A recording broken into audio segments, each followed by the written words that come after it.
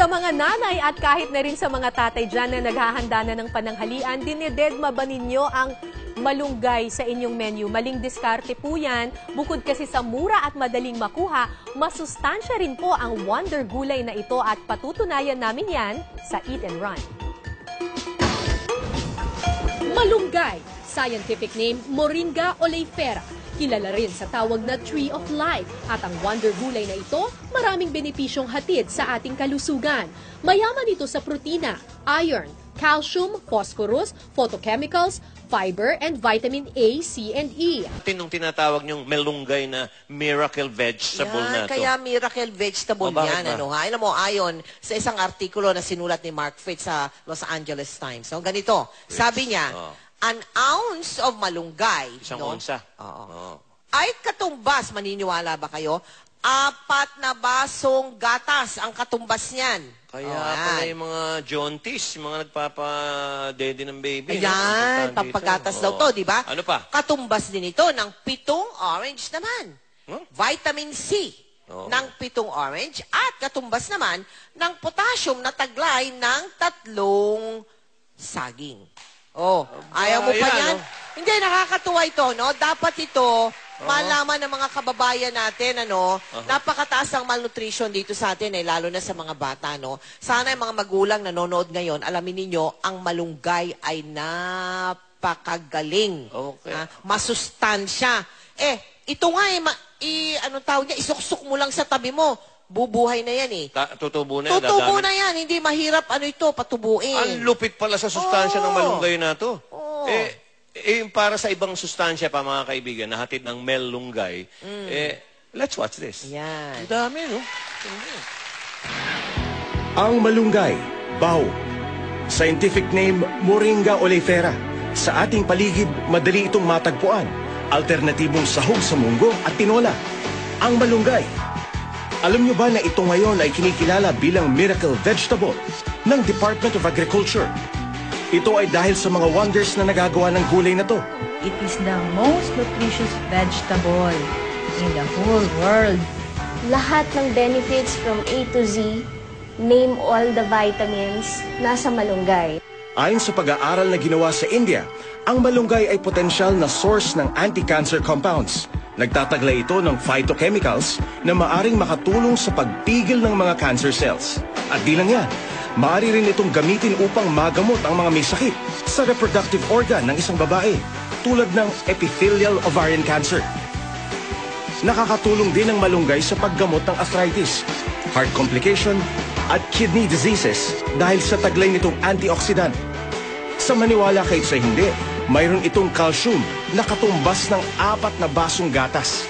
Hindi mo na kailangang uminom ng mamahaling gatas, kundi kumain ka lang ng malunggay leaves and then you get about 50% of your recommended daily allowance for calcium. At potassium na katumbas ng 3 saging. Imagine, ang 100 gramo or 2.5 cups of fresh malunggay leaves can give you about 400% of your recommended daily allowance for vitamin C. Nakakatulong din ito sa ating digestion, maayos na pagdumi, at maaaring gamitin na panglinis ng sugat, panggamot sa ulcer, sakit ng tiyan, scurvy, asthma, at sakit ng ulo. Napag-alaman that there are about 202 conditions or diseases which can be treated by the different parts of malunggay.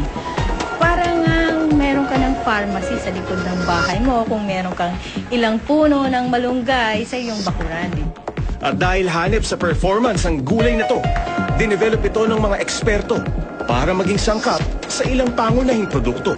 Ipapatigil sa paglaglag ng buhok ng ating mga kababayan. Ang malunggay, miracle vegetable na naturingan, di lang sa kalusugan bumibida, maging sa pagpapaganda.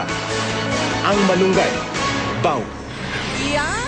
Isa ito sa mga gulay na madalas hindi natin pinapansin at pinapahalagahan. Tumutubo sa kung saan-saan at madalas pang gawing bakod. Yun pala, ito ang solusyon sa problema ng malnutrisyon ng mga kabataang Pilipino. Kulang na lang, ituring itong parang damo. Kung saan-saan tumutubo. Ang hindi alam ng marami sa atin, taglay ng gulay na ito ang mga sustansyang kailangan ng ating mga kabataan, ang malunggay. Moringa oleifera lamp ang scientific name ng malunggay at dapat bow tayo lahat dito dahil taglay nito ang lahat ng mga sustansyang kailangan natin. Kaya naman sa iba't ibang panig ng bansa, unti-unti nang nabibigyan ng respeto ang hamak na gulay na ito. At para naman sa mga magiging ina o bagong ina, lalo na yung mga nagbabalak mag-breastfeed, merong malunggay capsules. Based sa clinical study, proven na yung mga nanay na nag-take ng malunggay versus dun sa mga hindi nag-take ng malunggay, mas madaming ang pinroduce na breast milk. Yan nga yung replacement. Kaya naman hindi nakapagtatakang plano na ngayong i-export sa ibang bansa ang malunggay. Malaki raw kasi ang demand para dito sa mga industriya ng pharmaceuticals at cosmetics. Tila nga yatang walang katapusan ang mga posibilidad sa gulay na ito. Asahan yung sa mga darating na araw, meron pang mga bagong tuklas na gamit sa malunggay. Lesson of the story, huwag isnabin ang mga hamak na gulay katulad ng malunggay. Dahil sila pala ang solusyon